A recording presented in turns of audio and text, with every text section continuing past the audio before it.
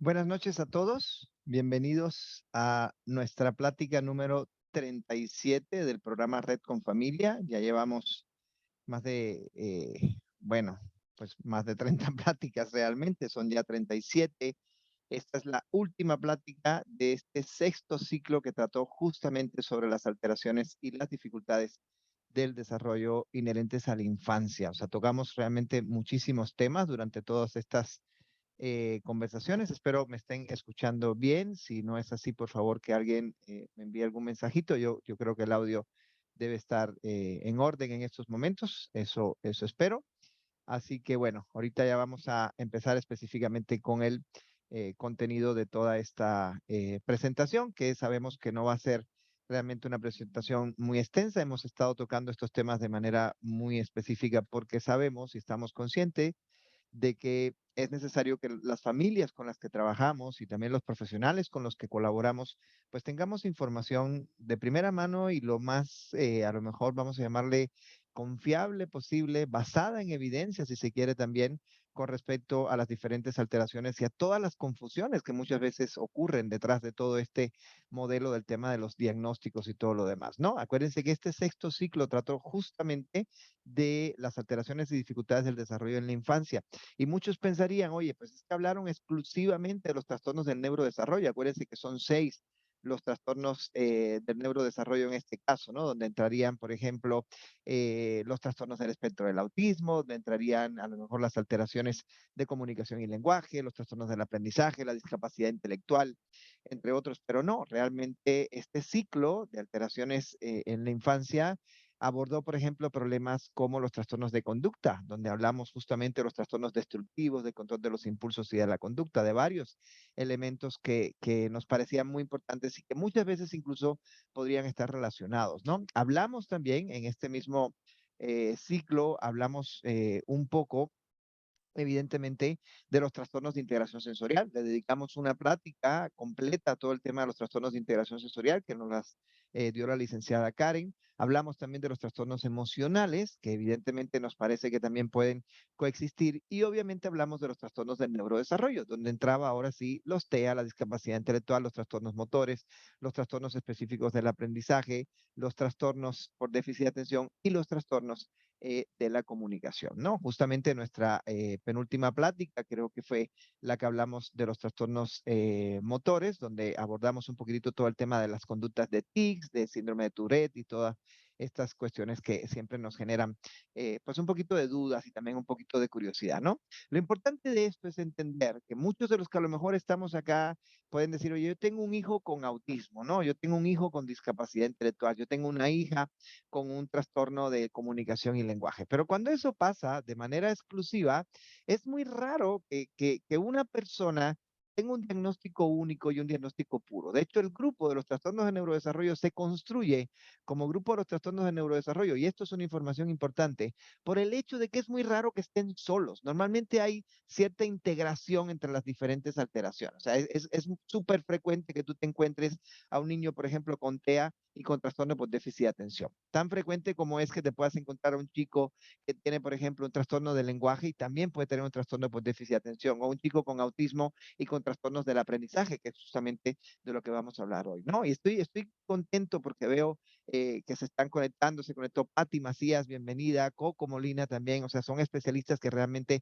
conocen muy bien también a todos estos temas y bueno, yo igual y al final podemos abrir un poco los micrófonos para hablarlo, pero de veras les agradezco mucho que nos acompañen, que nos hayan acompañado durante todas estas treinta y tantos pláticas. El día de hoy vamos a terminar este ciclo y vamos a tener un pequeño descanso de entre 1 y 2 meses antes de retomar con nuevos temas que evidentemente tendremos que ir preparando también para ustedes, ¿no? Entonces, bueno, acuérdense que nosotros hemos visto dentro de los trastornos del neurodesarrollo, hablamos en primer lugar de la discapacidad intelectual, hablamos de los trastornos del espectro del autismo, hablamos de los trastornos de comunicación y lenguaje, tuvimos dos pláticas justamente sobre comunicación y lenguaje, hablamos del trastorno por déficit de atención, que también tuvo dos pláticas, una desde la perspectiva médica y una desde la perspectiva psicológica y educativa, hablamos de los trastornos de las habilidades motoras y finalmente hoy vamos a cerrar con los trastornos del aprendizaje. El orden en el cual organizamos estas conferencias no tiene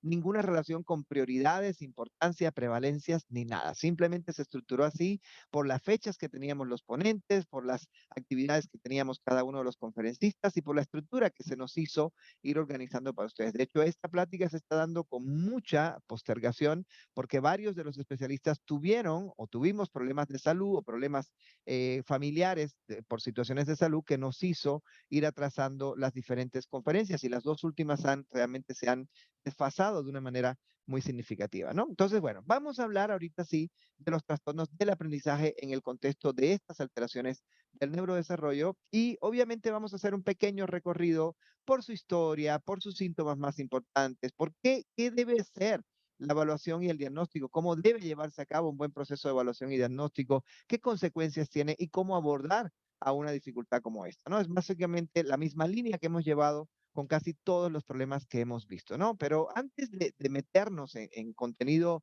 vamos a llamarle teórico o explicado, hoy les preparé un par de videos, o bueno, no les preparé, les anexé a la presentación un par de videos que me gustaría que viéramos y que creo que nos abren un poquito los ojos inicialmente para poderle dar continuidad a nuestra plática. Vamos a ver este video, ahí está el link al canal donde pueden verlo de manera directa ustedes, pero yo se los voy a proyectar para que veamos cómo detectar dificultades de aprendizaje. Y ahorita vamos a hablar de qué diferencias hay entre trastornos del aprendizaje, dificultades del aprendizaje, desfase del aprendizaje, retraso en la adquisición de la lectura versus trastornos del aprendizaje. O sea, hay muchas diferencias en este sentido, pero es justamente lo que tenemos que hablar, ¿no? Vamos a ver el video y ahorita continuamos con la plática.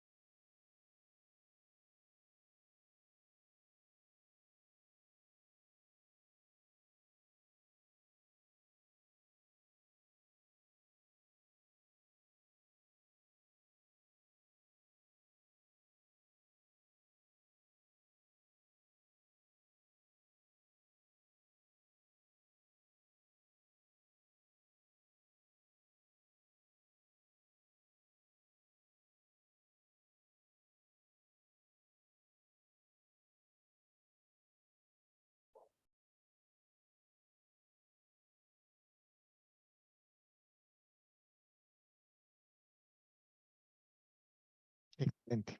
Me encanta esa última parte que vimos ahí en lo que nos está aclarando justamente este equipo que elaboró este pequeño video. Yo sé que no escucharon el audio era exactamente lo mismo que estábamos leyendo en realidad, o sea, era una persona hablando y leyendo lo que estaba apareciéndole a ustedes en el video, ¿no? Pero es importante, yo creo que desde esta perspectiva, en primer lugar, entender que cuando la gente dice dificultades de aprendizaje, no necesariamente se trata de dificultades para aprender. De acuerdo. De hecho, todos los niños con los que normalmente trabajamos evidencian de cierta forma dificultades para aprender. Los niños con trastornos del lenguaje tienen dificultades para el aprendizaje de las competencias lingüísticas. Los niños con trastornos del espectro del autismo tienen dificultades para el aprendizaje de las competencias sociales y comunicativas.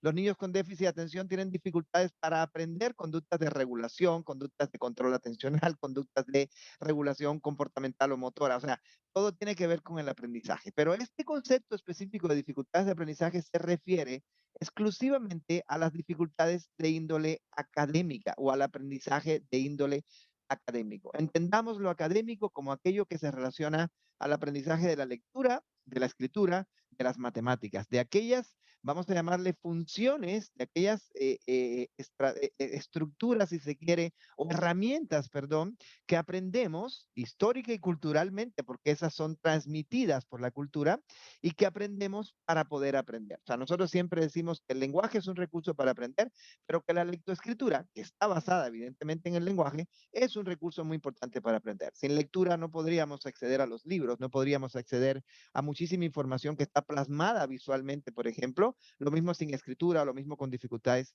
en el tema de las matemáticas, ¿no? Pero bueno, estas dificultades del aprendizaje de las competencias académicas específicamente y de las bases académicas, porque volvemos otra vez a lo mismo, no es una dificultad para aprender geografía, ni es una dificultad para aprender historia, es una dificultad para usar los recursos como la lectura, la escritura y el cálculo en función de poder aprender esos otros contenidos, ¿no? Pero bueno, todo esto tiene una historia realmente muy larga, muy llena también de muchas, digamos, variables y cambios de opinión entre muchos de los autores, que evidentemente, pues, no vamos a profundizar tanto, ¿no?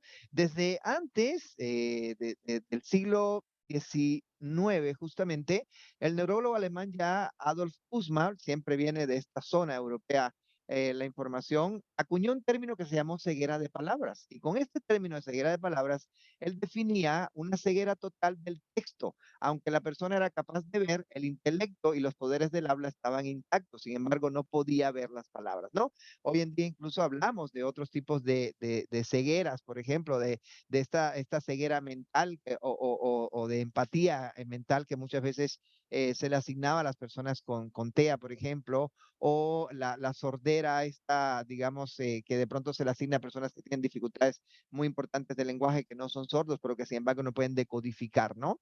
Los sonidos del lenguaje. Y en este caso se habla de personas que no podían decodificar la palabra escrita o la palabra que estaban leyendo en este caso, ¿no? Fue una de las primeras aproximaciones que hubo a esos términos, ¿no?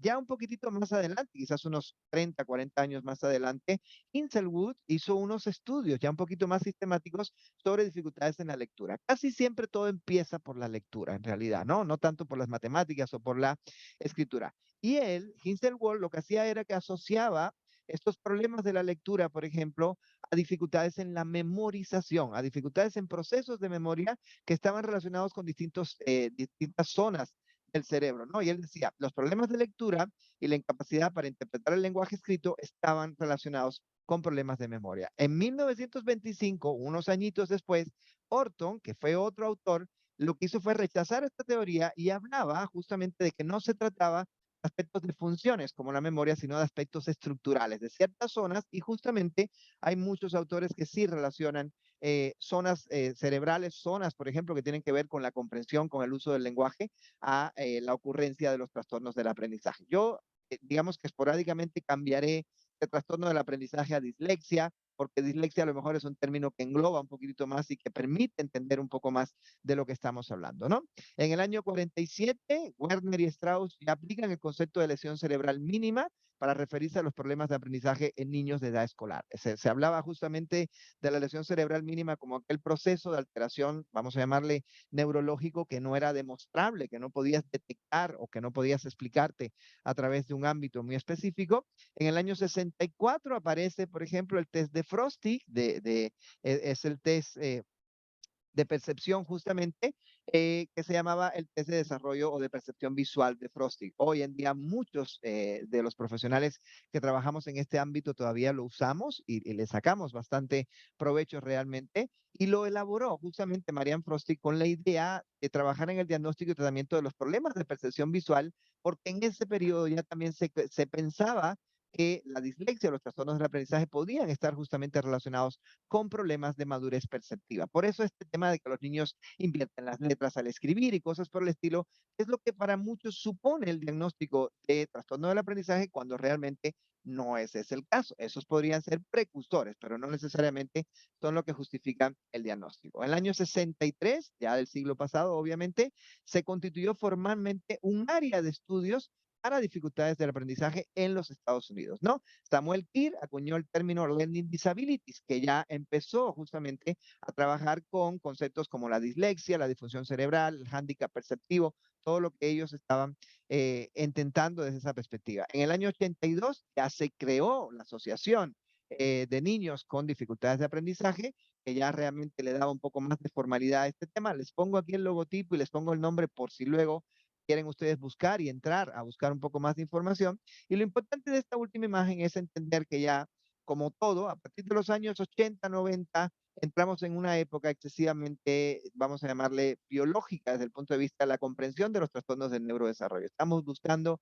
por todas partes cuáles son las bases biológicas, la explicación neurológica, si se quiere, o neuropsiquiátrica de los trastornos del neurodesarrollo, y por eso se van desarrollando muchos estudios que hoy en día sí demuestran justamente, por ejemplo, en este, con imágenes de resonancia magnética, que los cerebros de un niño con trastornos del aprendizaje o con dislexia sí tienen un funcionamiento diferente y probablemente encuentren estructuras diferentes a las de otros compañeros cuando están leyendo. O sea, se activan áreas distintas. De hecho, no les puse yo mucha información acá sobre esto, pero sí vi varios videos para preparar la clase donde sí hay una evidencia bastante clara de cómo se activa o cómo se hipoactiva en ciertas áreas en el niño con dislexia a la hora de estar haciendo procesos de lectura, lo cual hace evidentemente de todo esto una cuestión bastante complicada. Pero bueno, ¿qué es la dislexia? ¿Qué son los trastornos del aprendizaje en general desde el punto de vista sintomatológico? Vamos a hablar de lo que nos dice el DSM-5, que es justamente lo que hemos usado como una guía permanente para guiar todas las conferencias que hemos estado dando en este ciclo, ¿no?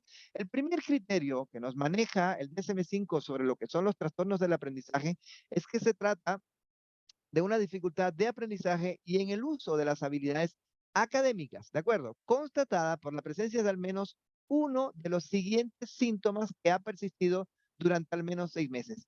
Uno, no tienen que estar todos estos síntomas, tienen que estar uno de estos 6 que vamos a estar viendo en estos momentos. En primer lugar, una lectura inexacta de palabras. Obvio, para que tú digas, si el niño está teniendo una lectura inexacta de palabras, ¿qué condición tiene que haberse dado? Tiene que haber estado ya vinculado al proceso de aprendizaje de la lectura. Tiene que haber aprendido a leer para poder tener un proceso de lectura inexacta de palabras. Si el niño apenas está en segundo de preescolar, en tercero de preescolar y no ha habido un acercamiento a los procesos de lectura todavía por parte de la escuela, pues obviamente no podríamos pensar en un diagnóstico de trastorno del aprendizaje o de dislexia, ¿verdad? Entonces te dice el primer indicador, lectura de palabras inexacta, lenta y con esfuerzo. Por ejemplo, lee una sola palabra en voz alta de forma incorrecta, lenta o vacilante, frecuentemente adivina palabras o tiene dificultades para pronunciar las palabras que está leyendo, ¿verdad? Muchas veces hay relación entre trastornos del lenguaje y trastornos del aprendizaje. Segundo criterio, dificultad para entender el significado de lo que se lee. Por ejemplo, puede ser un niño que no lea con tanta inexactitud ni de forma tan lenta, pero que no comprenda prácticamente nada de lo que está leyendo. Dice, por ejemplo, pueden leer el texto con exactitud, pero no entender las secuencias, relaciones, inferencias o significados más profundos de lo que se está leyendo, ¿sí? Tercer indicador, dificultades con la ortografía. Por ejemplo, se puede añadir, omitir o suplir vocales y consonantes. Aquí ya estaríamos hablando evidentemente también de los procesos de escritura que están relacionados justamente dentro de este mismo concepto, ¿no? Recuerden que estamos hablando de que se debe cumplir uno de estos 6 indicadores que les estamos mostrando, ¿no? Cuarto criterio, dificultades de dominio en el sentido de los números, hechos numéricos o cálculo. Aquí entra ya justamente el tema de las matemáticas, ¿verdad? Por ejemplo, tiene pobre comprensión de los números, su magnitud y sus relaciones. Cuenta con los dedos para sumar números de un solo dígito, se pierde en medio de cálculo aritmético y puede cambiar los procedimientos. Y ojo, esto es importante de entender. Para que ustedes puedan decir que cualquiera de estos síntomas existe, por ejemplo, tendríamos que tener muy claro dos razones. Uno, es que por edad y madurativamente el niño ya haya accedido al aprendizaje de estas competencias. Y dos, evidentemente, es que el niño tenga un nivel de madurez que le haya permitido exponerse a este tipo de aprendizaje. Yo tengo niños, por ejemplo, de 8 años que apenas están cursando segundo de preescolar. Y cuando están cursando segundo de preescolar y tienen 8 años, tú dices, oye, ya tienes edad para que te dé un diagnóstico de trastorno del aprendizaje, pero no tienes exposición cultural para permitir la manifestación del trastorno del aprendizaje. ¿Sale? Y esto es curioso, y a lo mejor lo podemos seguir viendo a lo largo de las diapositivas, porque tenemos que entender en el trastorno del aprendizaje que no tiene relación tan directa con la edad específica, sino con el momento en el que el niño se expone a condiciones de aprendizaje de la lectura y de la escritura y de uso de la lectura y de la escritura. ¿De acuerdo? Tú puedes haber cumplido 10 años y tú decimos, oye, ¿ya tienes edad para que te pueda dar un diagnóstico de trastorno del aprendizaje o de dislexia? Y yo te diría sí, pero nunca he estado expuesto al aprendizaje de la lectura y la escritura. Por lo tanto, no habría cómo dar ese tipo de criterios. Si ven, este es un criterio, este es un diagnóstico que tiene realmente mucha relación con el contexto cultural, con cómo la cultura nos va llevando, ¿no? Indicador número 5, dificultades en la expresión escrita. Por ejemplo, comete varios errores gramaticales o de puntuación dentro de las oraciones, emplea mala organización de los párrafos, expresión escrita de ideas que carece de claridad también en muchas ocasiones, ¿no? Y por último, dificultades con el razonamiento matemático. Por ejemplo, graves dificultades para aplicar los conceptos matemáticos, hechos o procedimientos para resolver problemas cuantitativo. ¿Claro? Entonces, estos son los 6 indicadores, vamos a llamarle principales. ¿Se acuerdan cuando revisábamos justamente el diagnóstico de trastorno por déficit de atención, que también había 9, tiene que cumplir 6 de 9? Bueno, aquí no tienes que cumplir 6, tienes que cumplir 1 y ese 1 tiene que haber existido por más de 6 meses en comparación justamente con la norma y con la media. Ahora podrían ustedes empezar a pensar, bueno, ¿cuántos niños con autismo que atendemos hoy en día podrían cumplir este criterio? ¿Verdad? Adivinen qué, muchos. ¿Cuántos niños con trastorno por déficit de atención podrían cumplir este criterio? Sí, este diagnóstico en lo particular no se excluye de la mayoría de los trastornos del neurodesarrollo, ¿de acuerdo? Sino todo lo contrario, se incluye muchas veces con ello. Ahorita van a ver un poquito el tema de los diferenciales, ¿no?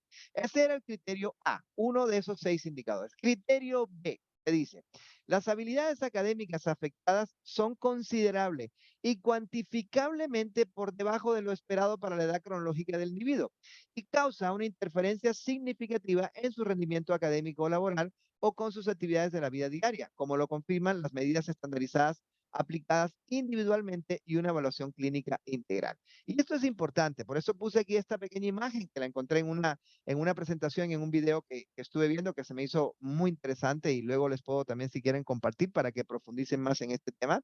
La diferencia, por ejemplo, entre la dislexia y el retraso motor, el retraso lector, perdón, ¿no? El asunto es que en el retraso lector no hay una discrepancia de 1 o 2 años con respecto a dónde está el niño y dónde están los demás. Y en la dislexia tiene que haber una discrepancia muy significativa de la calidad de lectura que tiene el niño en comparación con la calidad de lectura que tiene su grupo de coetáneos con los que estudia. Normalmente imaginemos que estamos hablando de niños que tienen una lectura con un nivel de comprensión, de velocidad, de niños de tercero de primaria y estamos hablando de un niño que de pronto no llega todavía a una capacidad de lectura de un niño de primero. O sea, tienen que haber al menos 2 años de desfase en ese sentido. Y esto nos asegura definitivamente la idea de que tenemos que hacer una muy buena evaluación antes de poder dar un diagnóstico de trastorno del aprendizaje o de dislexia. Si no hacemos una evaluación profunda y lo único que hacemos es sentarnos con un niño que está invirtiendo letras a la hora de escribir o que se salta sonidos a la hora de estar haciendo la lectura o que se salta renglones cuando está leyendo,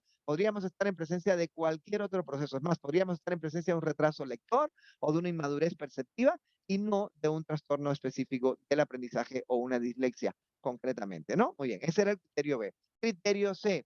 Las dificultades de aprendizaje comienzan durante la edad escolar. pero no se manifiestan plenamente hasta que la demanda de las habilidades académicas afectadas superan las limitadas capacidades de la persona. Por ejemplo, como en el tiempo de responder una evaluación, leer o escribir informes complejos para un plazo muy corto o excesiva carga académica. ¿Qué significa esto en realidad? Que tú no puedes dar normalmente, y esto era una pregunta que muchos hacían, ¿en qué edad se diagnostican los trastornos del aprendizaje? ¿No? Y la idea era, hay autores que siempre han dicho, yo me considero también, y creo que dentro de nuestro equipo de red, casi todos estamos de acuerdo en la idea. Siempre hemos dicho, no podemos dar un diagnóstico de trastorno del aprendizaje hasta que el niño no tenga edad escolar y esté escolarizado y a lo mejor haya avanzado a segundo, tercero de primaria, incluso como para empezar a hacer este tipo de diagnóstico, ¿no? Pero ¿qué creen? Muchos autores nos dicen que realmente no tendríamos que esperar tan allá en realidad y que los trastornos del aprendizaje tienen indicadores precoces muy importantes que pueden ser vistos desde que tienen 3 o 4 años, alteraciones de percepción visual, alteraciones, por ejemplo, de planificación, de programación, o sea, hay un grupo de características que se pueden considerar indicadores de riesgo, que son tempranos. De hecho, vamos a ver una prueba que sirve justamente para ese tipo de indicadores en un rato cuando hablemos de evaluación. Y entonces sí es importante saber que aunque yo no puedo dar un diagnóstico definitivo hasta que el niño no esté justamente en estos periodos de edad ya más escolar, no tanto en la edad temprana, que es donde sí puedo hacer un diagnóstico de autismo, por ejemplo, pero sí puedo considerar que hay detectores tempranos en ese sentido, ¿no? Entonces, muy bien. Vimos criterio A, que era uno de aquellos 6 indicadores. Criterio B, que tenía mucho que ver con el tema el periodo en el cual está afectada la habilidad. El criterio C, el inicio de estas alteraciones. Y el criterio D, y este es muy importante también, ¿qué te dice? Las dificultades de aprendizaje no se explican mejor por discapacidad intelectual, problemas de agudeza visual o auditiva no tratados, otros trastornos mentales o neurológicos, adversidad psicosocial, falta de dominio del idioma de instrucción académica o instrucción educativa inadecuada, ¿sí? Me voy a tener aquí un par de minutos para poder explicar un poco todo esto, ¿no? La dificultad de aprendizaje no se explica mejor por discapacidad intelectual. Significa, si la persona tiene discapacidad intelectual, el diagnóstico de discapacidad intelectual excluye el trastorno del aprendizaje. Significa, ya yo tengo un diagnóstico de discapacidad intelectual, por lo tanto, no puedo tener un diagnóstico de trastorno del aprendizaje, no puedo tener un diagnóstico de dislexia. ¿Por qué?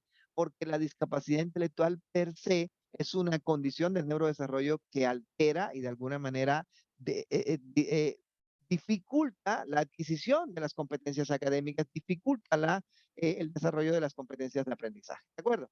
Tampoco pueden darme un diagnóstico de discapacidad o de, perdón, mira yo de discapacidad, de trastorno del aprendizaje cuando tengo dificultades visuales o dificultades auditivas que justifican mi desfase desde el punto de vista del desarrollo, ¿no? O cualquier otro trastorno neurológico grave, como enfermedades degenerativas o del sistema nervioso central, o adversidad psicosocial, el hecho de no haber estado expuesto en ningún momento de la vida a cuestiones escolares o a cuestiones académicas. Eso lo hemos visto también en muchas situaciones, o incluso la falta de dominio del idioma de instrucción académica. O sea, un niño que lleva 3, 4 años en un entorno donde se enseña en inglés, por ejemplo, pero que él viene de una lengua materna español y donde no ha realmente recibido instrucción en otro tipo de lengua, ¿no? Entonces, estos son criterios que podrían excluir. Dale. Lo que sí es importante es entender que los trastornos del aprendizaje sí pueden aparecer relacionados con trastornos del espectro del autismo, trastornos por déficit de atención con hiperactividad, trastornos de comunicación y lenguaje y trastornos del desarrollo motor. Además, hay que sumarle a eso, obviamente, que los trastornos de conducta también pueden estar relacionados a los trastornos del aprendizaje, que los trastornos emocionales también pueden tener relación con los trastornos del aprendizaje, ¿no? Ellos te dicen, debes evaluar cada entidad por separado y debes diagnosticar cada entidad por separado. Los trastornos del aprendizaje, al asociarse, evidencian una nueva necesidad de abordaje que debe ser considerada como parte de un plan global. ¿A qué voy con esto? Tenemos siempre la filosofía de explicarle a los papás. Cuando tú tienes un niño con TEA, la esencia del abordaje en el niño con TEA es una esencia centrada en el desarrollo sociocomunicativo, ¿de acuerdo? Pero si yo tengo un alumno con un trastorno del espectro del autismo y tengo un programa de formación sociocomunicativa para él, pero además está en tercero o cuarto de primaria y estoy viendo con mucha claridad todos estos indicadores, yo tengo que sumarle a mi abordaje en comunicación un abordaje también centrado en las dificultades inherentes a los trastornos del aprendizaje. O sea, un abordaje que tenga que ver un poco con lo que más adelante vamos a poder revisar en este sentido, ¿no? Muy bien. Ahora bien, ¿Qué subtipos tienen los trastornos del aprendizaje, verdad? Evidentemente siempre se ha referido desde el DSM-3, DSM-4 y ahorita en el DSM-5, de alguna manera se excluyó, pero se sigue manejando. Hay tres subtipos. El subtipo relacionado a la lectura, la dislexia, el subtipo relacionado a la escritura, la disgrafía, y el subtipo relacionado al cálculo, que sería la discalculia, ¿verdad? La dislexia o el subtipo relacionado a la lectura tendría que codificarse de esta manera, con deficiencia en la lectura, en precisión de la lectura de palabras, velocidad o fluidez lectora o comprensión lectora. O sea, en la lectura tú tendrías que aclarar, y esto es importante no tanto para los papás quizás, pero sí para los profesionales, que cuando tú das un diagnóstico de trastornos del aprendizaje, tú tienes que aclarar, ok, es un trastorno del aprendizaje, le puedo poner el 315.00 con deficiencia en la lectura, pero con deficiencia en la lectura relacionada a la precisión de la lectura de palabras, o relacionada a la velocidad, o relacionada a la fluidez lectora, o relacionada a la comprensión lectora. ¿Sí ves? Tú tienes que ser lo más claro posible, porque de esa claridad depende, evidentemente, tu modelo de intervención posterior y la comprensión, incluso las áreas del cerebro, las áreas neurológicas, que podrían estar relacionadas con cada una de esas alteraciones, ¿no? Te dice, la dislexia es un término alternativo utilizado para referirse a un patrón de dificultades de aprendizaje que se caracteriza por problemas con el reconocimiento exacto, la fluidez de palabras, la pobre decodificación y las habilidades deficientes de ortografía. Si la dislexia se utiliza para especificar el patrón particular de dificultades, es importante también para especificar la dificultad adicional que está presente, tales como con la comprensión de la lectura o el razonamiento matemático. Entonces, bueno, yo puedo tener un trastorno del aprendizaje de subtipo lectura, con deficiencia en la lectura. Si ven, ya no le vamos a llamar en este caso dislexia. Puedo tener un trastorno del aprendizaje con deficiencia en la escritura o en la expresión escrita, que sería por precisión ortográfica, niños que tienen, de hecho, hace poco justamente tuve cita con un adulto que justamente me dijo, yo creo que tengo un trastorno del aprendizaje, es una persona de más de 40 años, me dice, ¿por qué? Es más, me explicó por qué no contestaba mis mensajes de WhatsApp y me dijo, lo que pasa es que mi ortografía es fatal. Yo siento que tengo un trastorno del aprendizaje porque nunca he logrado una escritura fluida, una escritura con buena ortografía y como siempre, y respeto de manera global todo el tema de la escritura, pues evidentemente él prefiere no escribir, ¿no? Y es un adulto que ya estudió incluso una carrera universitaria, ¿sale? Muy bien. Entonces tú dices, desde la perspectiva de la escritura puedo tener eficiencia en la expresión escrita, precisión ortográfica, precisión en la gramática y el uso de los signos de puntuación, o claridad y organización de la expresión escrita. Imagínense, desde ahorita que estamos hablando de esto, cuando nosotros cumplimos 5 años, cuando sus hijos o sus alumnos cumplen 5 años, 6 años, necesitan adquirir este tipo de procesos, ¿no? Ahora imagínense que estos procesos están alterados. Esto es como la herramienta, esto es como saber caminar en el mundo motor, es saber leer y escribir en el mundo del aprendizaje. Si tienes una dificultad para la marcha, tienes una dificultad con los deportes, tienes una dificultad con las conductas de autonomía personal, tienes una dificultad con el desplazamiento, con aprender a manejar, con desempeñar un trabajo. O sea, la marcha puede convertirse en un obstáculo para mucho, para el desarrollo de muchas actividades. Ahora imagínense qué pasa con alguien cuando decimos, a partir de los 5 o 6 años, la lectura y la escritura son las dos habilidades más importantes que usamos los seres humanos para cursar nuestra escuela. Empezamos la escuela a los 3 años, salimos de la escuela a los 23. Son 20 años de escuela mínimo para muchos de nosotros y hay que imaginarse qué pasaría si tenemos que vivir 20 años de escuela con una dificultad en las herramientas más importantes para poder aprovechar la escuela, ¿verdad? Qué complicado es este tema y por eso tanto impacto que tienen los trastornos del aprendizaje, que además son increíblemente frecuentes dentro del contexto escolar, ¿no? Y bueno, el tercer subtipo, que es el subtipo de deficiencia en las matemáticas, en el sentido numérico, en la memorización de hechos aritméticos, en la precisión y fluidez de cálculo o en la precisión con el razonamiento matemático. Este sería el que antes se llamaba discalculia o al que podemos llamarle discalculia. Entonces tú puedes decir, ok, yo tengo un alumno o una alumna a la cual le voy a dar un diagnóstico de trastorno del aprendizaje y voy a explicitar en mi diagnóstico, voy a decir, fulanita tiene un trastorno del aprendizaje de tipo o con deficiencia en la lectura, con deficiencia en la expresión escrita o con deficiencia en las matemáticas o con deficiencia en las tres, ¿de acuerdo? Pero con deficiencia en la lectura en términos de velocidad, de precisión o de comprensión, con deficiencia en la expresión escrita en términos de precisión ortográfica, gramatical o organización. Y así vas a hacer cómo dividir justamente todo el diagnóstico para poder explicar después la forma de intervenir en este tipo de situaciones, ¿no? Ellos incluso te dicen que hay 3 niveles de gravedad diferente para este tipo de alteraciones. La gravedad de tipo leve es cuando hay algunas dificultades técnicas de aprendizaje en una o dos áreas de competencia académica. Puede ser en lectura y en escritura o en lectura y en matemáticas, pero de gravedad lo suficientemente leve como para que el individuo pueda ser capaz de compensar o funcionar bien cuando se le proporciona el entrenamiento adecuado o los servicios de apoyo, especialmente durante los años de la escuela. ¿Qué significa el nivel leve? Es este niño que cursa con un trastorno del aprendizaje, pero que una vez que ingresa a procesos terapéuticos mejora con mucha facilidad y mejora con mucha rapidez, ¿verdad? Este sería un caso leve. Fíjense cómo la gravedad tiene mucho que ver con la respuesta que tiene el niño a lo que hacemos desde el punto de vista del abordaje y del apoyo para con él, ¿no? Eso tiene mucha relación con el tema de la gravedad, ¿no? Puede ser moderado cuando hay dificultades marcadas en habilidades de aprendizaje en una o más áreas de competencia académica, por lo que el individuo es poco probable que llegue a alcanzar la competencia sin algunos intervalos de enseñanza intensiva y especializada durante los años escolares. Pueden ser necesarias algunas adaptaciones o servicios de apoyo, al menos parte del día en la escuela, en el trabajo o en el hogar, para realizar las actividades de forma precisa y eficiente. Y por último, el grave, que son dificultades severas en las habilidades de aprendizaje que afectan a varios ámbitos académicos, de manera que no es probable que el individuo aprenda esas habilidades académicas sin una enseñanza individualizada y especializada intensiva. O sea, ¿qué significa un caso grave?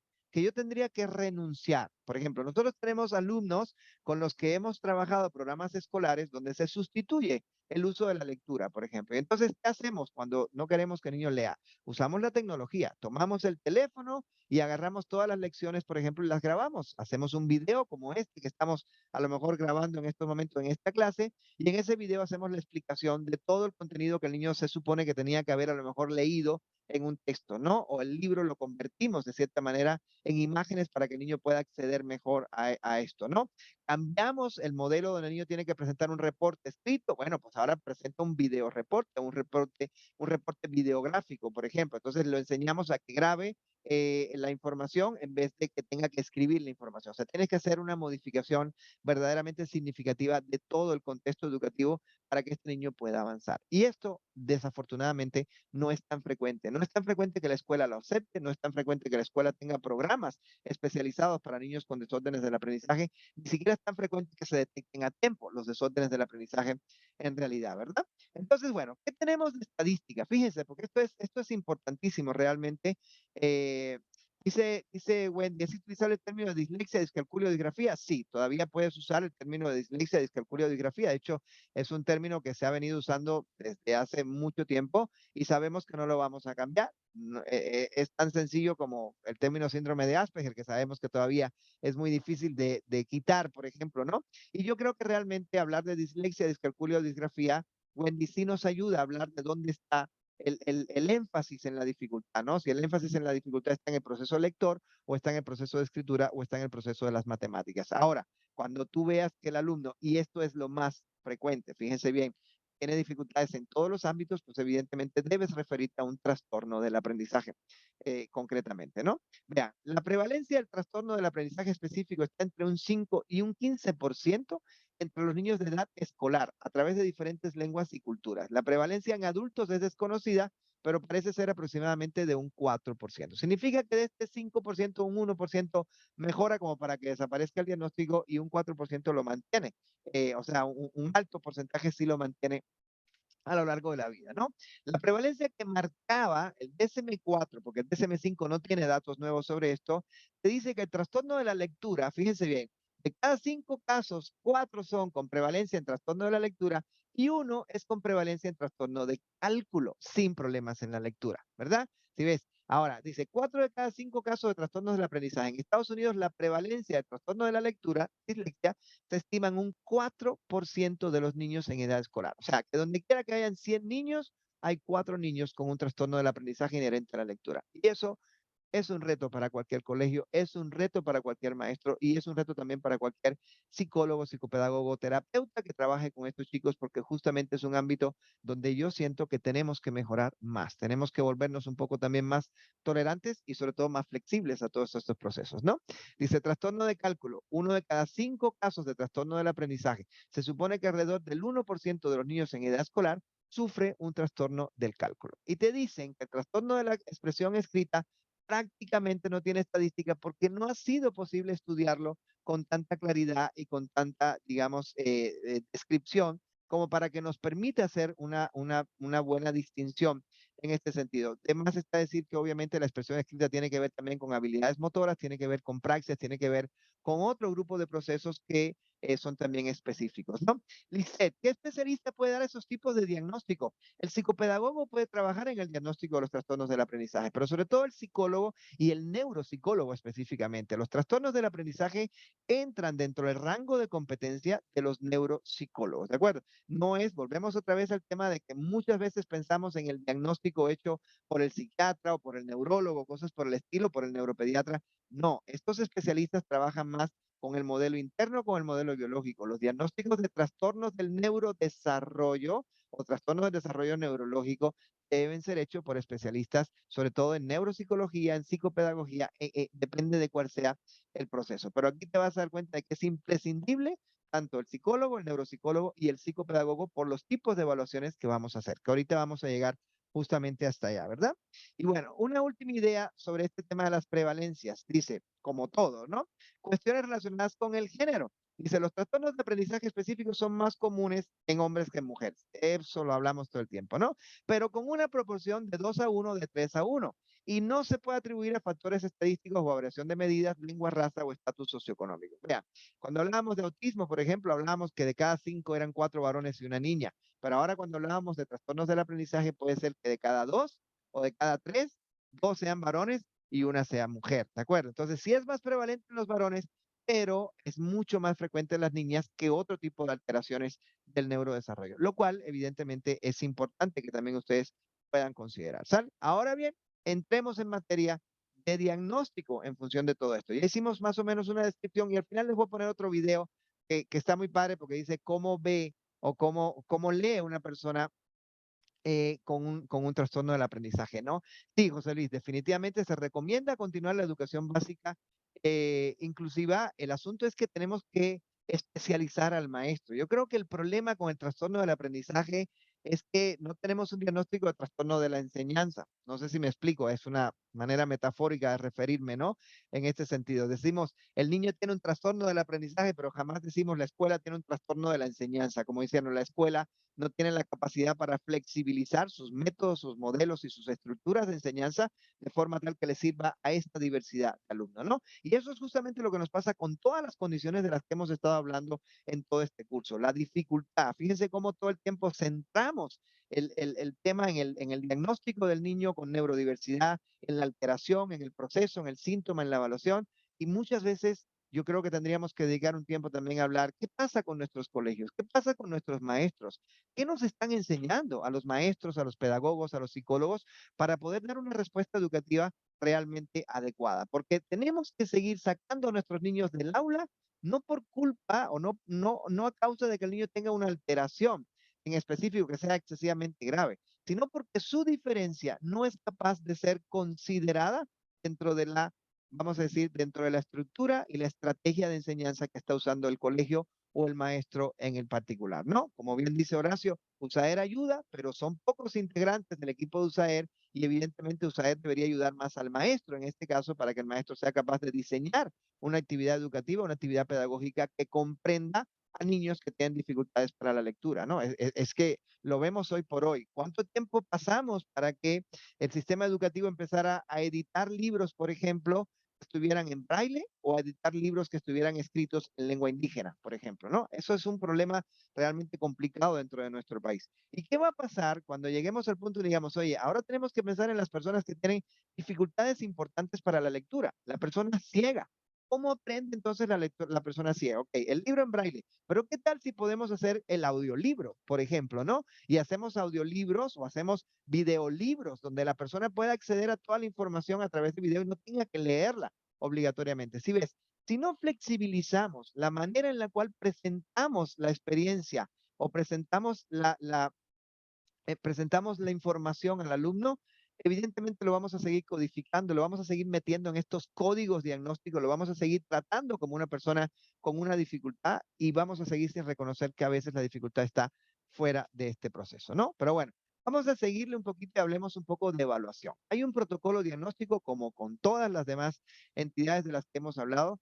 Evidentemente tiene que empezar por una historia clínica profunda. ¿Por qué la historia clínica en trastornos del aprendizaje tiene que ser tan profunda? Porque es muy confuso, ¿de acuerdo? Un niño con trastorno del espectro del autismo, claro que se puede atrasar en el aprendizaje de la lectura y la escritura. Un niño con trastorno por déficit de atención, definitivamente, muchas veces tiene muchas dificultades para concentrarse, participar en la clase, seguir el hilo de la clase, etcétera, etcétera, ¿verdad? Un niño, evidentemente, con una discapacidad intelectual, tendríamos que justificar toda esa parte. Pero cuando vas a hacer entonces el diagnóstico, ¿qué tienes que considerar? En primer lugar, una evaluación intelectual o de la inteligencia. ¿Por qué una evaluación de la inteligencia? Porque tienes que descartar la discapacidad intelectual. Si el niño tiene una discapacidad intelectual, ya no puedes dar el diagnóstico de trastorno del aprendizaje. En segundo lugar, una evaluación neuropsicológica, porque los trastornos del aprendizaje, aunque son una expresión de una dificultad en los procesos de lectura, de cálculo o de escritura, la expresión de esos tres niveles está basada en alteraciones en otros procesos. Ya ven en la historia cómo se trata, por ejemplo, de procesos de memoria o de procesos de percepción visual o de procesos de organización visual de la información. Entonces, la evaluación neuropsicológica definitivamente contribuye a esa descripción en específico y por último, la evaluación psicopedagógica. Si ven, la evaluación intelectual es la de la inteligencia, la evaluación neuropsicológica es la de los procesos, atención, memoria, percepción, etcétera, etcétera. Y la evaluación psicopedagógica es la de las competencias, es donde evalúas, por ejemplo, la lectura y la escritura, de cierta forma, para poder dar en ese sentido. Sí, de acuerdo, Horacio, lo primero debe saberse si no hay algún grado de sordera o incluso de discapacidad visual. Por eso justamente te ponían el indicador diferencial en este sentido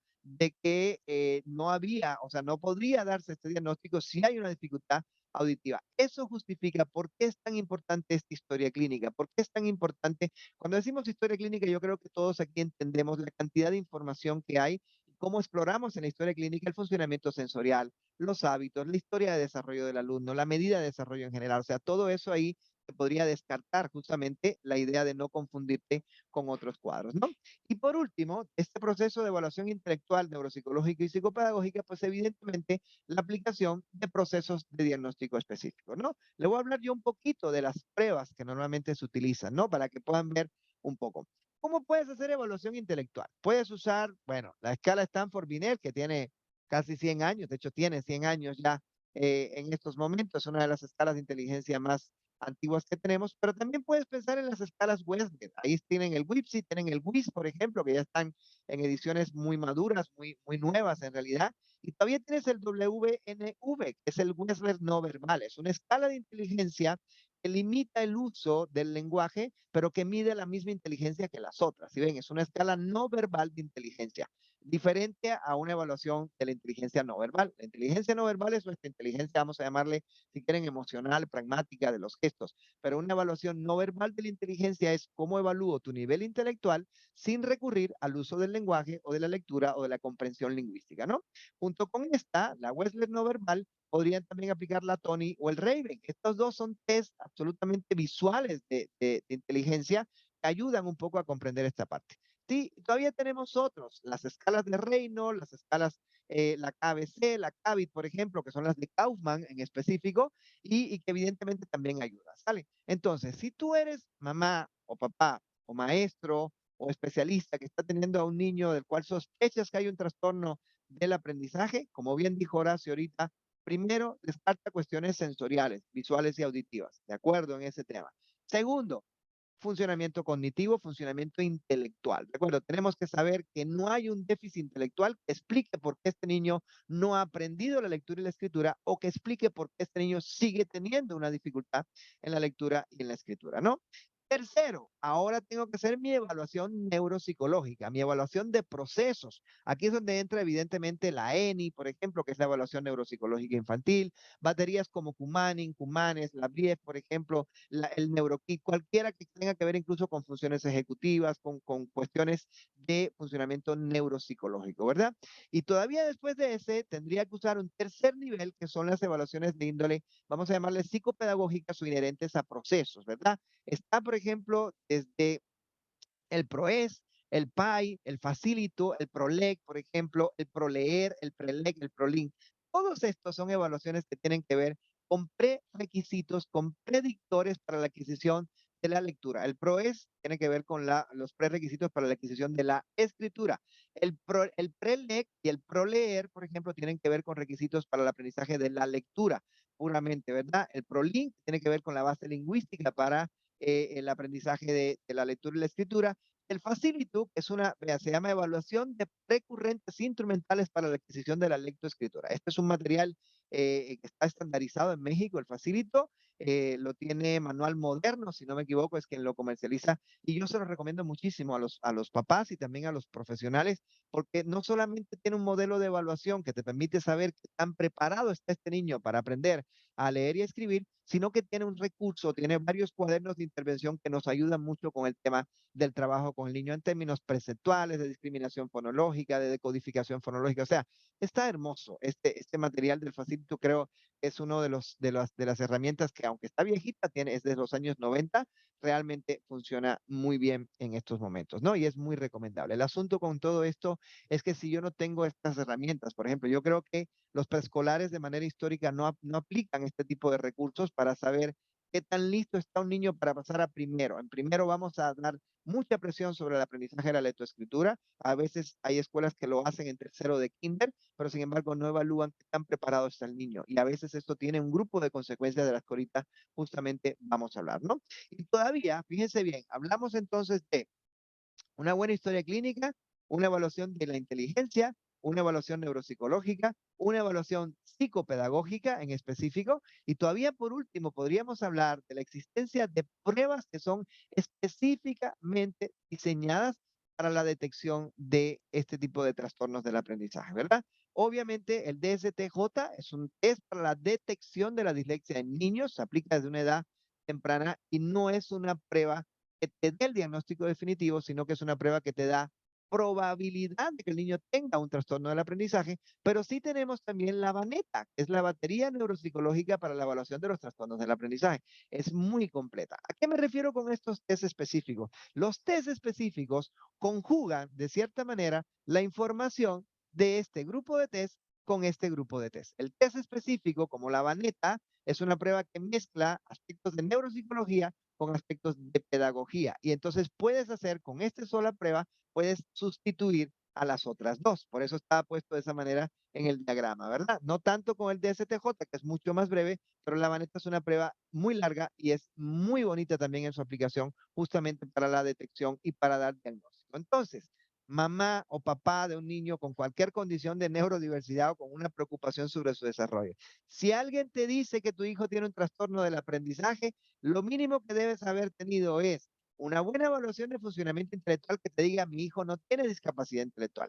Una buena evaluación de funcionamiento desde el punto de vista neuropsicológico, funcionamiento desde el punto de vista psicopedagógico o una batería de este tipo que dé fe. Si alguien te da ese diagnóstico solo basado en que el niño escribe mal, escribe lento, escribe al revés, no es un diagnóstico científico, es un diagnóstico impresivo. Un buen proceso de diagnóstico debe considerar este tipo de escalas porque justamente con este tipo de escalas es que puedes determinar y sugerir un modelo de intervención más adecuado para este alumno, ¿no? Y bueno, vamos a entrar en nuestra fase final y vamos a hablar un poco de los apoyos y de las necesidades de los apoyos, ¿verdad? ¿Cuáles son las consecuencias más significativas? Y esto es lo que yo recibo aquí en el consultorio, nos llegan familias que traen niños con trastornos del aprendizaje en algunos casos con diagnósticos impresivos, y yo trabajo un poco para poder esclarecer y describir un poquito más el diagnóstico. Y muchas veces veo familias realmente a veces de- desesperadas, ¿no? Enojadas porque su hijo no aprende, frustradas porque la escuela no logra enseñarles, con un estado de humor realmente inadecuado y con una actitud también muy negativa hacia el alumno o la alumna que tiene este tipo de dificultades. Y lo primero que nosotros tendríamos que entender es que tener un trastorno del aprendizaje, tener una baja autoestima, ¿por qué genera una baja autoestima? Porque justamente, ¿cuál es el ámbito de competencia más importante? Siempre decimos, ¿a qué se dedica un niño? Y la gente a jugar. No, no, no, no. Un niño se dedica a ir a la escuela. Just one job, como diría alguien que conozco, y que te dice, ¿qué cosa es ir a la escuela? Es usar la lectura y la escritura para aprender cosas, es seguir las indicaciones de un maestro, y es trabajar en matemáticas y en español, y en historia, geografía y todo lo demás. Ahora imagínate que tú tengas una falla en esas cosas que son aquello a lo que te dedicas, ¿no? Es como que seas contador y tengas un trastorno del aprendizaje, ¿de acuerdo? Una discalculia. ¿Cómo le harías? ¿Cómo te sentirías? ¿Qué tan exitoso podrías sentirte tú cuando te obligan de alguna manera al uso de los números y sabes que tienes una dificultad en un ámbito como ese? Entonces, una de las grandes consecuencias de un trastorno del aprendizaje es una baja autoestima. Es un niño o una niña que no se siente con valor desde el punto de vista académico, y eso produce algo que se llama rechazo a la actividad de estudio. Y entonces es donde empieza nuestro juicio sobre es que eres flojo, es que no te interesa, es que tú no quieres, es que tú no le echas ganas, es que esfuérzate más y verás que sí te compro tu videojuego. Y es justamente cuando el niño dice, yo no quiero ir a la escuela, a mí no me gusta ir a la escuela, ¿verdad? Y vean todo lo que va pasando, y volvemos otra vez, esto no es culpa del niño o de la niña, esto es parte de su proceso, ¿verdad? Incomprensión, o sea, mucha incomprensión por parte del entorno, y a esa incomprensión se suma la sobreexigencia, o sea, la idea de, pues ahí te van tus planas, ahora te voy a llevar a 2 horas de terapia todos los días. Yo tengo incluso familias que vienen acá y se dan cuenta del proceso que están llevando sus hijos, y todavía me preguntan, oye, ¿no sería bueno que te lo traiga 3 o 4 veces por semana? Y entonces tú dices, bueno, ¿qué pasa cuando hacemos una sobreexigencia sobre cierto proceso de desarrollo? Pues evidentemente terminamos también recibiendo rechazo y terminamos también afectando la motivación de la persona. Fracaso escolar. Y ese fracaso se constituye también luego como abandono. Muchas personas con trastornos del aprendizaje que no son culturalmente tan exigidos, terminan abandonando la escuela en secundaria o en preparatoria, por ejemplo. Es más, mucha gente que no siguió estudiando y que hoy son adultos con los que nos relacionamos en nuestros trabajos, en nuestras actividades cotidianas, fueron personas que a lo mejor abandonaron la escuela por un trastorno del aprendizaje que nadie diagnosticó, ¿verdad? El bullying, evidentemente, es una consecuencia. ¿Por qué el bullying? ¿Por qué? Porque eres el que no sabes. Eres el que no aprendes, eres el que no trabajas, eres el que sacas malas calificaciones, eres el que fracasas escolarmente. Entonces, claro que puede ser sujeto de burlas, claro que puede ser sujeto de abuso, claro que puede ser sujeto de señalamientos. A veces incluso, y esto es increíble, ese bullying empieza en el propio maestro. A veces empieza en la propia actitud de la escuela, que rechaza a un alumno que no logra el aprendizaje, porque piensan que la culpa la tiene el alumno, en realidad, ¿verdad? No el modelo educativo, no el sistema de enseñanza que se está usando, ¿no? Súmenle a esto, evidentemente, el exceso de refuerzo, el exceso de terapias, que quita justamente, yo a veces se lo digo a los papás, le digo, mira, imagínate que eres malo, que tienes dificultades en los temas académicos, pero eres muy bueno en el fútbol, ¿vale? ¿Cuál es la decisión de la familia? Pues te vas a ir 5 días a la semana a recibir reforzamiento, te voy a contratar una maestra de la escuela para que te dé refuerzo en escritura, en lectura, en cosas de este tipo. Y cuando dices, oye, ¿y al fútbol? Lo llevo los sábados.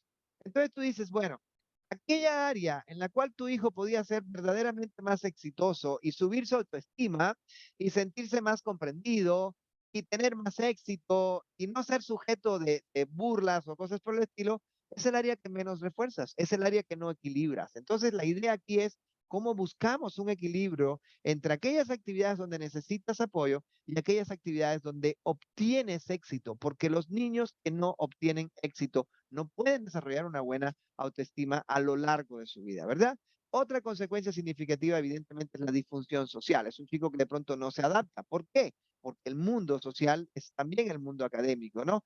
Dificultades académicas, depresión, ansiedad excesiva. Muchos niños con trastornos del aprendizaje pueden llegar incluso a terminar medicados por cuestiones de depresión y de ansiedad cuando llegan también a ciertas edades, ¿verdad? Esta ansiedad de ejecución, esta idea de yo sé que lo voy a hacer mal, tengo exámenes, por ejemplo. ¿Cómo es para un chico con trastornos del aprendizaje enfrentarse a un examen, leer una instrucción y no poderla comprender, que se te esté moviendo todo, que se te esté brincando todo, que no puedas recordar la palabra que leíste, que te saltes los renglones, o sea, lo que sea que le esté pasando perceptivamente o que no entiendas, no puedas decodificar la palabra que leíste perfectamente, pero no entiendes cuál es su significado? ¿Cómo puede llegar esta persona a un examen? ¿Cómo puede llegar esta persona a cualquier actividad?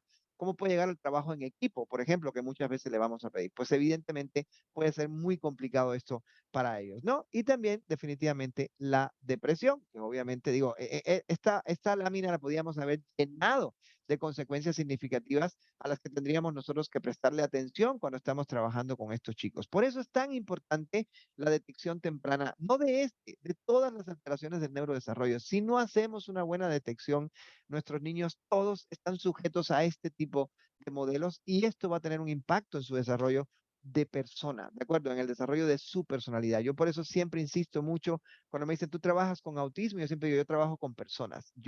Y estás educándolo, estoy educando a la persona. Siempre se lo digo incluso a la escuela, yo educo a una persona, no educo a un sujeto académico, ¿de acuerdo? ¿Qué significa educo a una persona? A mí me preocupa no solamente que sepas sumar, me preocupa que sepas cruzar la calle, me preocupa que sepas saludar, me preocupa que te sepas vestir solo y me preocupa que sepas gestionar tus necesidades. Además de que me preocupa que aprendas matemáticas, obviamente, ¿no? Pero es entender exactamente que tiene que haber un equilibrio en todos los procesos para que la persona realmente se sienta satisfecha, ¿no? Y hay varios textos que nos hablan de las fortalezas. Vean qué curioso de las personas con trastornos del aprendizaje. Esto no lo dije yo, esto no lo dice el DSM-5, estas son consecuencias o resultados de algunos estudios de investigación que ya se han hecho y se han publicado, ¿no? Hablan de que las personas con trastornos del aprendizaje tienen una alta capacidad de trabajo. Pues sí, obviamente tienen que tener una alta capacidad de trabajo, una resiliencia muy, muy, muy positiva. ¿Por qué? Porque se tienen que adaptar, porque nadie cambia el modelo.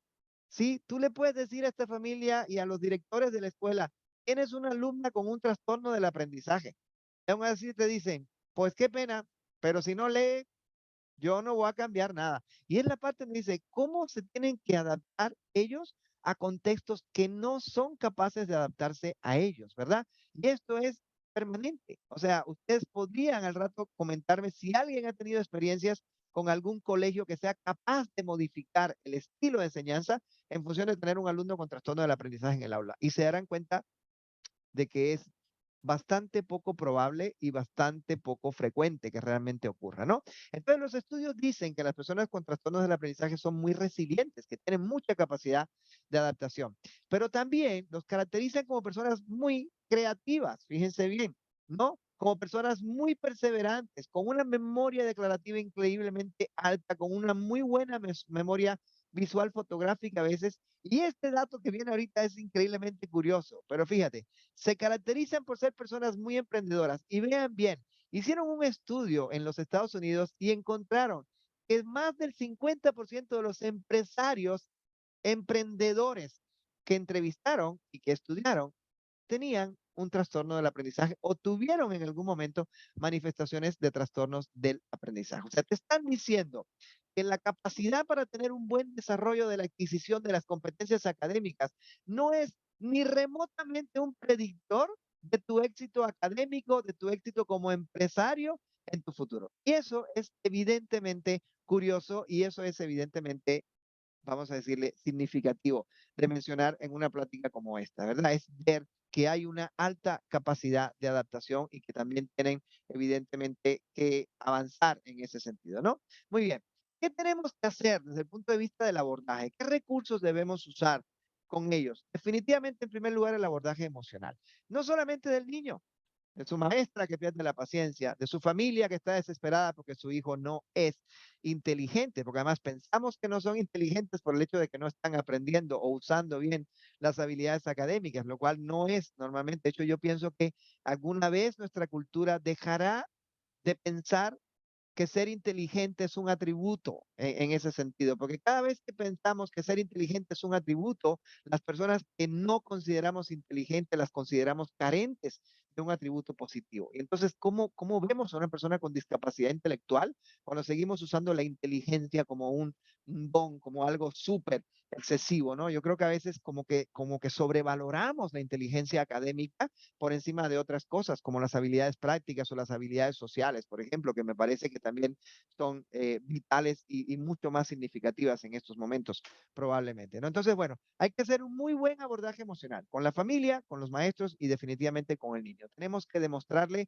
que lo que le está pasando no es su culpa, que no tenemos derecho a regañarlo en exceso, que tenemos que apoyarlo, que tenemos que ayudarlo a obtener bienestar emocional, tranquilidad emocional, a controlar su ansiedad, a controlar su frustración, a controlar la idea de que todo el mundo lo esté regañando todo el tiempo por el fracaso que está teniendo en el contexto escolar o en la exigencia que ese contexto le está poniendo, ¿no? Tenemos que tener definitivamente un buen modelo de entrenamiento neuropsicológico que deriva, y por eso es importante que aquí no hay una línea de tratamiento, es decir, tienes que trabajar esto y esto y esto. No, no existe esa línea porque la línea de intervención solo se basa en el diagnóstico neuropsicológico. Por eso es tan importante esta caracterización. A mí el niño que llegue y me dice, tiene un trastorno del aprendizaje, yo digo, ah, muy bien, pero ¿qué significa? Tiene un trastorno del aprendizaje. Yo necesito saber realmente dónde están sus áreas de oportunidad, funciones ejecutivas, percepción visual, imágenes sobrepuestas, o sea, dónde está la dificultad del niño para poder trabajar justamente en ese. El entrenamiento neuropsicológico es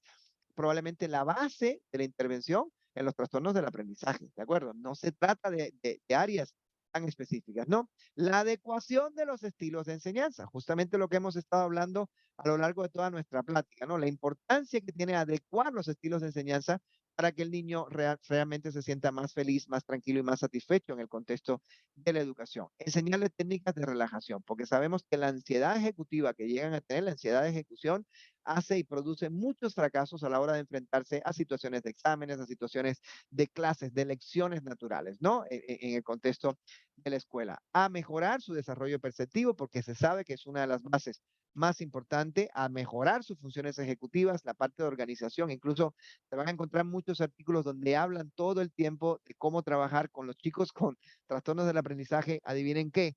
Agendas visuales, igual que las que se usan en niños con TEA, por ejemplo, modelos de organización visual de la información, o sea, es como decir, ponlo todo visualmente con pictogramas, libros con pictogramas para que no tengan que leer la palabra, sino que la imagen lo ayude a comprender. O sea, prácticamente todo lo que hemos usado muchas veces en los chicos con TEA es muy útil también en el trabajo con niños con trastornos del aprendizaje. O sea, si quieres que mejore su lectura o quieres que disfrute su lectura. Si quieres que disfrute su lectura, busca libros donde él pueda realmente entender lo que está leyendo, donde no se sienta ansioso por lo que está leyendo. ¿Qué tipo de libros te sirven? Libros cargados de imágenes, libros con pictogramas, todos los libros de la editorial Geu, por ejemplo, serían muy útiles justamente en ese sentido. Y ese tipo de información que justamente tendríamos que buscar. Sí, Wendy, puedes usar el troncoso, es un método bastante visual en realidad, pero definitivamente tienes que pensar que es muy diferente la enseñanza. El método troncoso estuvo mucho más diseñado para personas con discapacidad intelectual que para personas con trastornos del aprendizaje, ¿sí?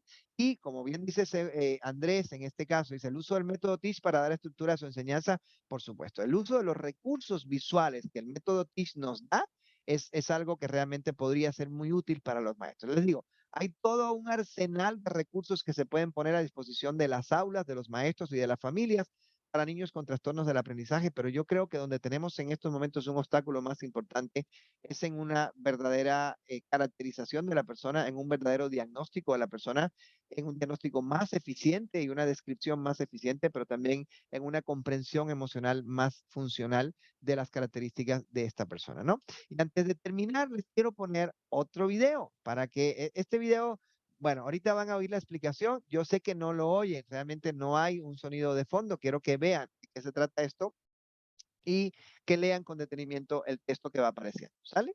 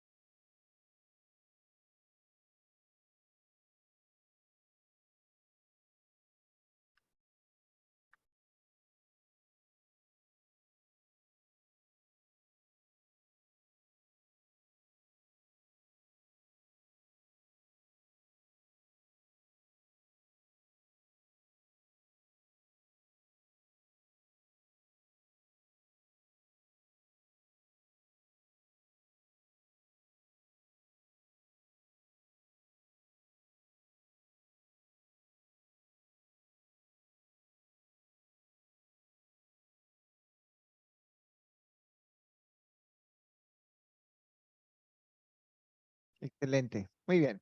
Entonces, bueno, ¿qué les podría decir sobre todo este tema, no? Yo creo que lo más importante en estos procesos es que nosotros podamos pensar un poco más, y no solamente sobre los trastornos del aprendizaje en realidad, sino sobre todas las alteraciones del neurodesarrollo, en la gran necesidad que tenemos en un primer lugar de comprensión y de aceptación emocional, de no ver todo esto como un defecto, de empezar a ver todo esto como una forma, como una condición, como una manera de existir de las personas que puede ser diferente a la nuestra, pero eso no nos hace peores que nosotros, ¿verdad? El éxito en la vida tiene mucho que ver probablemente con la capacidad de alcanzar la felicidad, la satisfacción personal que cada uno de nosotros encuentre, y eso no siempre está relacionado con nuestro grado de inteligencia, con nuestra capacidad de lectura o con nuestras habilidades desde el punto de vista motor. O sea, hay muchas maneras de obtener felicidad y satisfacción, y creo que si no cambiamos nuestra mirada sobre estos problemas, pues seguiremos viviendo en un mundo lleno de manuales de diagnóstico y llenos de trastornos del neurodesarrollo, donde seguimos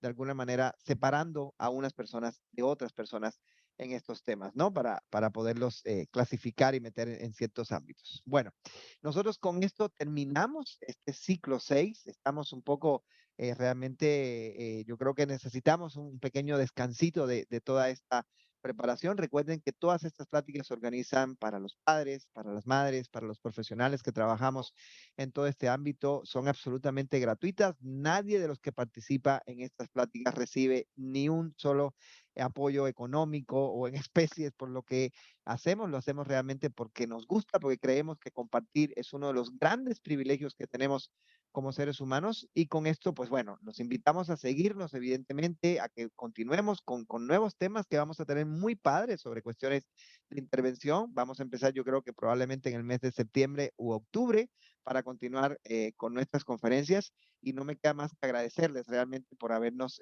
acompañado durante todos estos ciclos para poder estar con ustedes y compartir toda esta información. ¿Vale? Entonces, bueno, ahorita sí podríamos abrir un poco los micrófonos. Si alguien quiere compartir algo, yo voy a detener justamente la grabación para poder seguir y conversar a lo mejor en unos 5 minutitos más, ¿no? Para aclarar algunas